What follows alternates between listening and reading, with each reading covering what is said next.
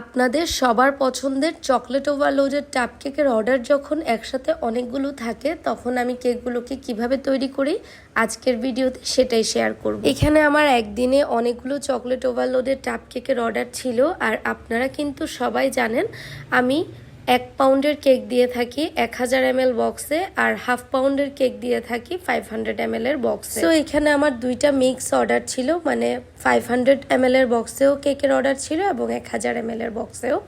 তো আমি এখানে সবগুলো কেকের বেস তৈরি করে নিয়েছি আর একটা একটা করে কেক রেডি করে নিচ্ছি। যেহেতু চকলেট ওভারলোডের কাপ কেকটা আমি সম্পূর্ণটা চকলেট গানাশ দিয়ে তৈরি করে থাকি, এখানে কিন্তু কোনো ধরনের ক্রিম ব্যবহার করা হয় না।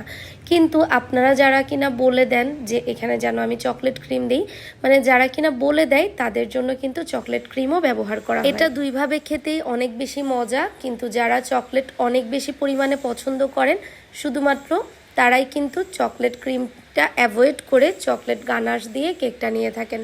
কিন্তু অনেকে আবার চকলেট ক্রিম দিয়েও কেকটা নিয়ে থাকেন।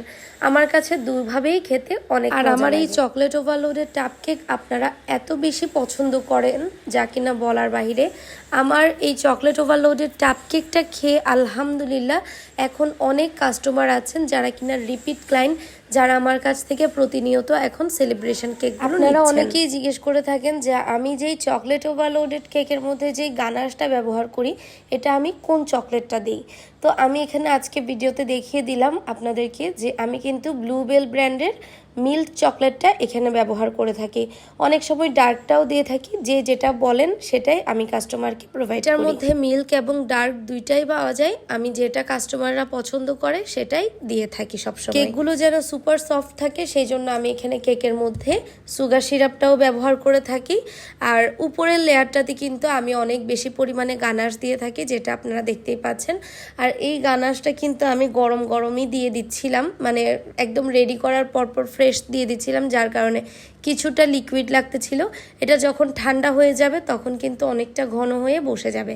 আমার হাতে আসলে খুব বেশি সময় ছিল না, আমার অনেকগুলো কেকের অর্ডার ছিল সেদিন, কিন্তু ডেলিভারি ম্যান আসার সময় হয়ে গিয়েছে, যার কারণে আমি একদম চট জলদি করে কেকগুলো রেডি করে দিচ্ছিলাম চটপট। যাই হোক, আমার কাছ থেকে এই কেকটা নেওয়ার জন্য আপনারা অনেকেই মেসেজ করেন কিংবা ফোন করে থাকেন, কিন্তু আমি শুধুমাত্র চট্টগ্রাম সিটির মধ্যে কেক ডেলিভারি করি বিধায় আমি চট্টগ্রামের বাইরে কোনোভাবেই কেক ডেলিভারি করতে পারি না।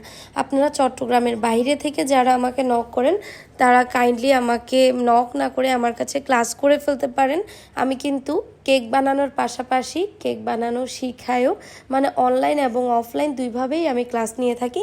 আপনাদের যার যেভাবে সুবিধা আপনারা আমার কাছ থেকে কেক বানানো শিখতে পারবেন। শেষে এখানে আমি একদম মন ভরে ইচ্ছা মতন চকলেট চিপস দিয়ে দিচ্ছি, যেটা কিনা সবার অনেক বেশি ফেভারিট পার্ট।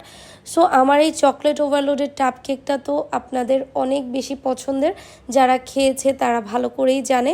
আর এই কেকটা কিন্তু যেটা 500 ml এর বক্স, সেটা দেখতেই পাচ্ছেন কতটুকু ওজন হয়েছে, 400+ ওজন। আর যেটা 1000 ml এর বক্স, এটা কিন্তু পুরোপুরি 1000 গ্রাম হয় না, এটা 700 থেকে 900 গ্রামের মধ্যে হয়ে থাকে। আর 500 ml এর বক্সটা হচ্ছে 300 থেকে 450 গ্রামের মধ্যেই হয়ে থাকে। ওজনটা নিয়ে সবাই একটু কনফিউশনে থাকেন, তাই আজকে আমি ভিডিওতে ওজনটাও আপনাদেরকে দেখিয়ে দিলাম। ভিডিওটা কেমন লেগেছে অবশ্যই কমেন্টে জানাবেন, ভালো লাগলে লাইক এন্ড শেয়ার করে সাথেই থাকবেন। আজকে এখানেই বিদায় নিলাম, আল্লাহ হাফেজ।